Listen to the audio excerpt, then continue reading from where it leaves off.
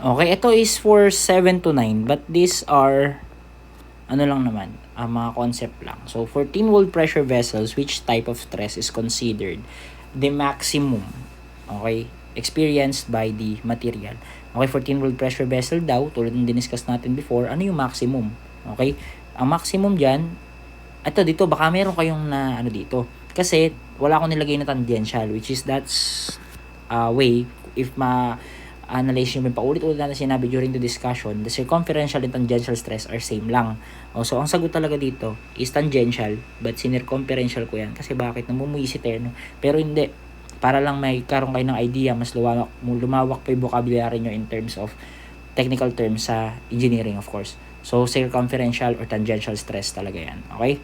So, spherical tanks experience what kind of stresses only? Dito parang meron ako nakitang loophole dito with regards to the discussion of the but technically tangential stress yung na-experience niya. Tangent to the circle. Okay? Kasi okay, pero tangential stress siya, but tangential stress siya. Okay. Kasi ito yung bilog.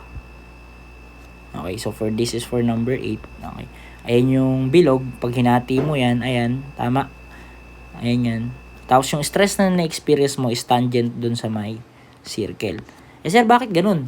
Pi, 2 pi, ano yun? Ano na nga yung formula natin for, nakalimutan ko na, blanco na yan. Tagal ng, So, ang formula natin, for example, ay, ayun, we have PD over 4T for longitudinal and PD over 2T for tangential or circumferential. Sir, ba't ganun? This is for, di ba ang ano natin dito? Di ba sir, ang ano natin dito for spherical tank is, for spherical tank, di ba we have PD over 40? Di ba sir, formula to ng longitudinal? Sa sorry. Di ba sir, formula yan ng longitudinal? Bakit hindi longitudinal yung sagot? Kung titingnan nyo, ang stress na na-experience natin kasi dito is what? Tangent doon sa may circle natin. Okay? Yung perpendicular stress na na-experience natin is tangent doon sa may circle natin. So technically guys, by the term, tangential talaga siya. Although same sila ng formula ng longitudinal stress. Okay, I hope that's clear. For number 9, in what condition is the pressure vessel? Teka lang, meron akong bibigay sa inyo yan. Okay. In what condition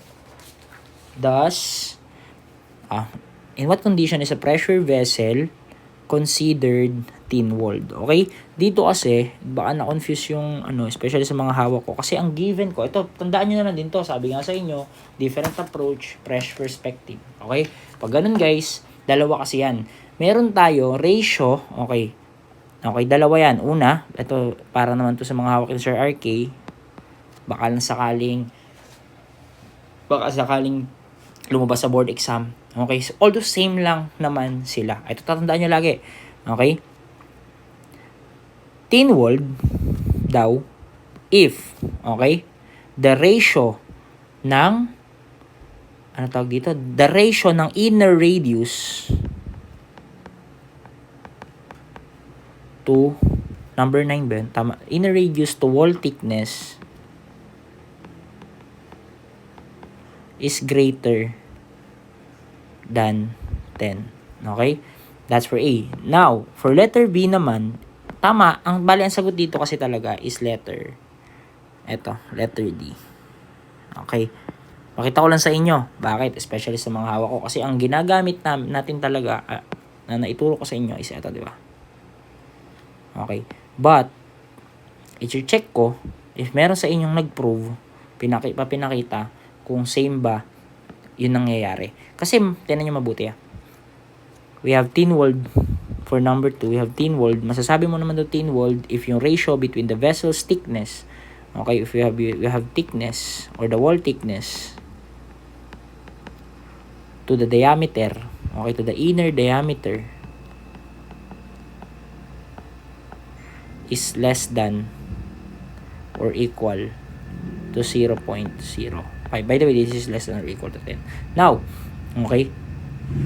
Now, check ko kung merong nag-prove sa inyo ng letter D. Although, pag sinagot yung letter D, it doesn't, wala namang problem dyan. Baka yun talaga idea or may idea kayo with regards to that.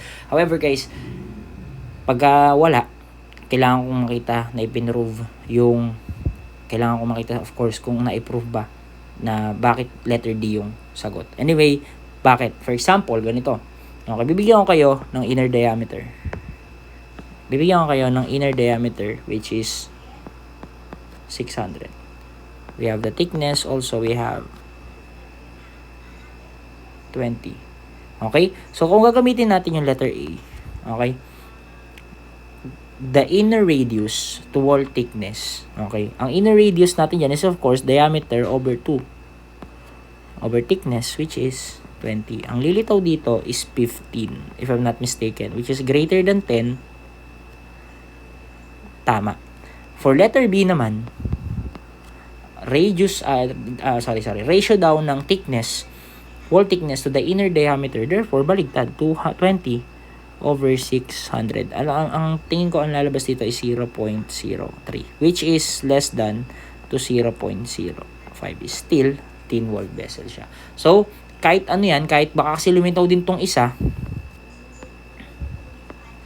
okay, baka kasi lumitaw din to, or lumitaw din to, or whatever, sa during the CFE or board exam, at least may idea kayo parehas. So, that's for number 9.